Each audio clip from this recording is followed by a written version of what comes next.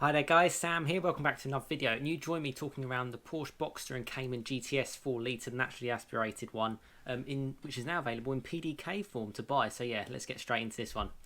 So yes, as you can see on the screen, this is the Boxster GTS. Now, the 4 litre, I've spoken quite a fair amount on my channel this year actually, and it's a cracking car.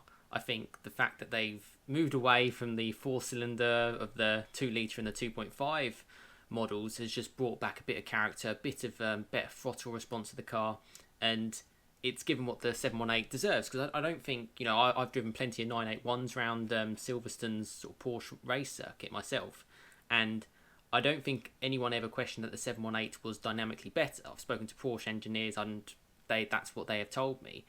But as I got onto like a track experience session with them, they're sort of like, yeah, that 6-cylinder sound though is just such a big important part of it. So I think we all agreed that that's a great part. The one thing is a manual better than a PDK? Now the manual box in these cars tend to have quite long ratios compared to say my Mark 7 Golf R. You can it's basically short ratios. You can get through the gearbox. You're really working that manual gearbox on my car particularly. But on this car, I've driven it around track and I was basically in second gear the whole time. You're almost first and second. If it's a tight and twisty track, you're not going to get into even third gear, which third gear, you've got to be going like 80, 85 miles an hour, which is crazy. So with the manual gearbox, you have that, but you do naturally get the engagement. Manual gearbox is engaging, as I'll go through some of these pictures as well while I'm talking to you lot. Mainly kind of showing the fact, Boxster and Cayman, pick your choice. I think I was on the road and as an experience, I think the Boxster makes a lot of sense, but I think for a little bit more driver feel, the Cayman is kind of the way to go for. But yeah, as you can see there from this picture, it's got a PDK box, so automatic box, and it's now available. Now that box is available at an extra £2,300, so it's quite a fair amount. And I've read through this article, so I won't go through it all with you. But what you actually get, so £2,303, you actually get an extra 7 pounds-feet of torque added to your car. It does come with a slight weight penalty. And actually going down on the weight, what it actually says is it weighs 1,435 kilograms. Now, I find that a bit strange, and I'll leave a link in the description actually to a video from Harry's garage. And he's driven the Boxster 4 litre in manual form anyway. And it came in just under sort of 1,300 kilos. It was more like 1,280. So I'll leave a link to that, and he's got his own weighing scales and everything in his massive like farmhouse basically. So I found that really interesting. It is still a light car. Light is, I get it. To make it more dailyable, to add all those Porsche special parts, it's going to add a little bit more weight, plus safety stuff. But I don't think it weighs that much, and I don't really know why they kind of add it that. What else does it say? So you gain a little bit of extra torque because you're having a little bit extra weight for the car. You have a small improvement with economy, if that's your thing, and CO2 is slightly reduced. Now the BHP is exactly the same, 395 brake horsepower, which is not too far off a full fat GT4, which is really, really cool. And the summary from their article and their experience was basically like, if you want the more engaging one, get the manual.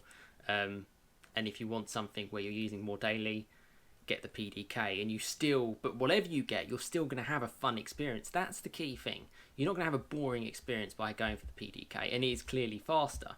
Now I popped onto like the Porsche website as well, visiting again cars that I can't quite afford. And it's interesting, the first picture, they actually have the car in a PDK. That's interesting because it's only just come out in a PDK, and it's sort of showing where they expect their customer base to go. This is really going to kick the 4 litre GTS into life. A great car all round, to be honest with you. And if you actually sort of build your own, if we choose the actual Cayman version.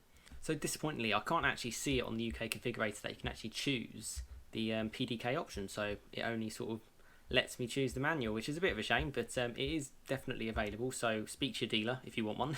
That's the one thing I would say. And what else can I add about the PDK? I think having driven a PDK box in 911s, it makes the car very much more clinical and faster, and you still have a little bit of flow to it. If you want that little bit more engagement, go for the manual. But I think to have the option is what what drivers want, you know, what people want, because it suits different people's scenarios. If you want to use this car every day, and to be honest, why not? Why not a specific, a fantastic car? I probably would lean towards the PDK. If you're going to be doing mega miles, and even if you want to use it on track, if you want to get the most out of it, PDK is the way to go. But if you just want to have a bit of fun, like I do my track experiences and stuff, I'll go for a manual. I might be horrible at hill and towing, but I still have a little bit more engagement through that. And yeah, that's it. Let me know what you think about the PDK being announced and actually being officially released and sort of test driven on UK roads, albeit on the configurator on the Porsche UK site you can't actually select it. Do you think it's a good thing? Do you think it's a bad thing? Which one would you choose? Let me know your thoughts in the comments. And I'm still waiting to do part 2 on an episode on an earlier video actually. And I want to try and drive the 718 Cayman GT4 as soon as it's available and things are a little bit calmed down, likely to be in hopefully next month or two. I'll drive a 718 Cayman and I'll be sure to let you know the results on that one. And yeah, really enjoy my Porsche content. Bit of a Porsche weekend actually. Let me know your thoughts on this new gearbox. Seems like it's promising. Great that it's out. Yeah. Which one would you go for? Let me know your thoughts in the comments. But thanks so much for watching. Hope you have a fantastic rest of your day, and I will see you again next time. Cheers, guys.